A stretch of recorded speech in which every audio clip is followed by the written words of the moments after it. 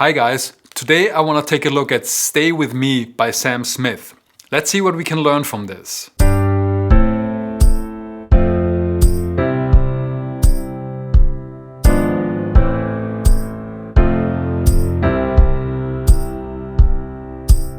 This song is relatively simple, which makes it a good one to learn if you're at an intermediate or even a beginner level with your piano skills.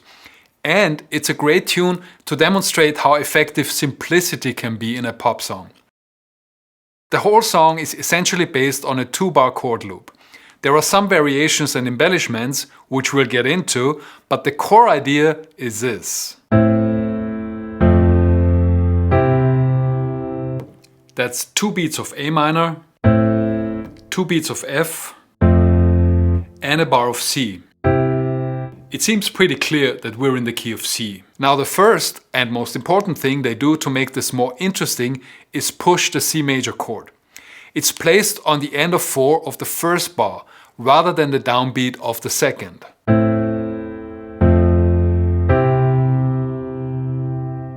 A classic example of syncopation.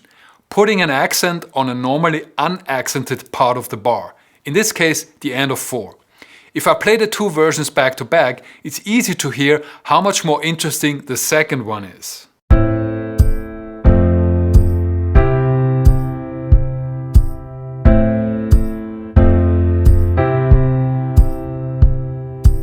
Now let's look at how they develop this core idea throughout the song, starting with the intro.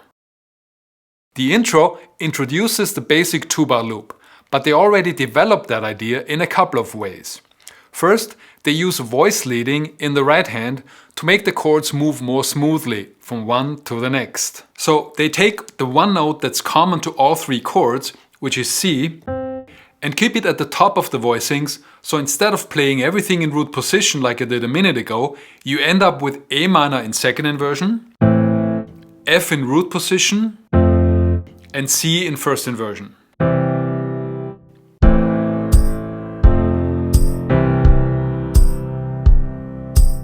But then they also turn the A minor chord into an A minor 7 chord.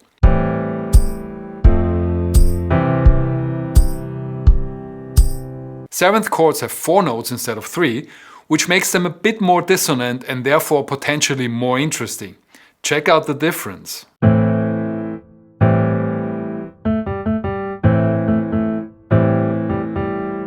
Now if we only look at the right hand voicing for the A minor 7 chord, it just looks like a C major triad. We need the A bass note that the left hand plays to identify it as A minor 7.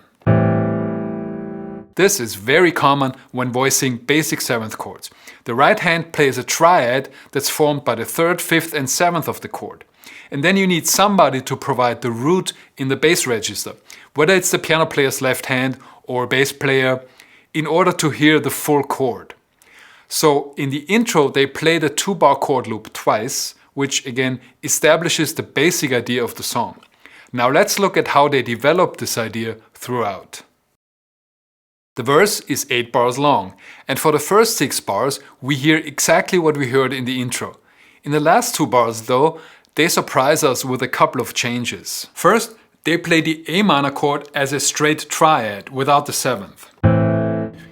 Then, instead of the F chord, they play a G7 sus4.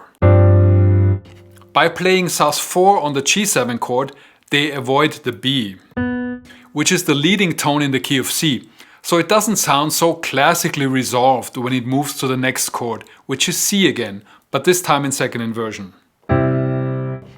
Here's what G7 resolving to C would sound like. It's much more ta-da, we're resolving to the 1 chord. And here's what they're doing. That's a little hipper, less obvious.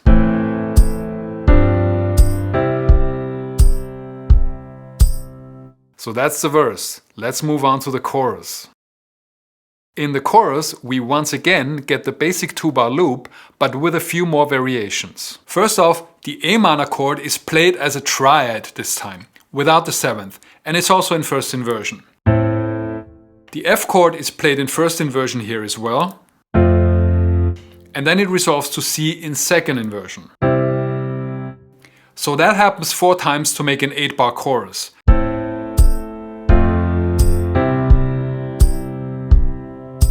But we're not done yet with the variations.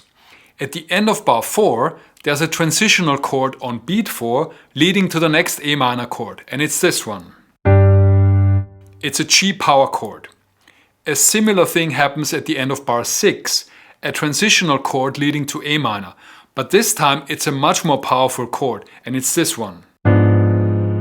That's G sharp diminished 7. This is the only chromatic moment in the entire song, meaning it's the only time we hear a note that's not from the C major scale. It's G sharp, and it's even more effective because it's the root of the chord that's the chromatic note. Listen to how beautifully that resolves to the A minor chord that follows. So what's this weird chord doing crashing the party in this otherwise totally diatonic key of C major song? Well, you may be familiar with the concept of secondary dominants. They're a technique that's used to tonicize a chord, which is a fancy music professor way of saying, I'm gonna make a chord temporarily sound like a tonic chord, or one chord, even though it's not the one chord of the overall key. The most common way of doing that is a dominant 7th chord resolving to a diatonic chord in any given key. So in this case, I could put an E7 chord in front of the A minor. That would be a secondary dominant. The purpose of this is to create more harmonic movement, putting an extra step in there on the harmonic journey. And it also introduces notes that are chromatic in the overall key, which is a good way to create excitement. Instead of that dominant chord though, we can also use a diminished chord, and it essentially has the same function. And that's what they're doing here. So the G sharp diminished 7 chord functions as a secondary diminished 7th chord, and it puts a little spotlight on the A minor chord that follows. This is a very colorful chord that creates a lot of suspense, right? Which is then resolved to the A minor chord. Notice also the voice leading.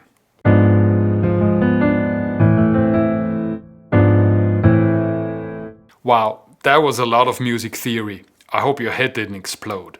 But since this is the only really unexpected chord in the song, I thought it might be a good opportunity to look at a next level harmonic move in more detail. Notice also that in bar 7 of the chorus, the A minor and F chords are voiced differently.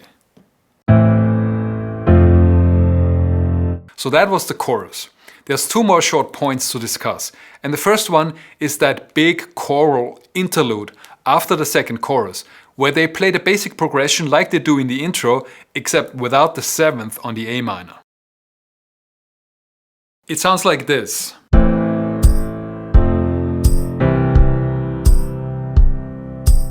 And they play that 4 times in a row. And then after this interlude, there's a breakdown chorus where they play E7 over G sharp instead of the G sharp diminished 7 chord. And also F6 instead of an F major triad in bar 7. I want to make one more point before we close.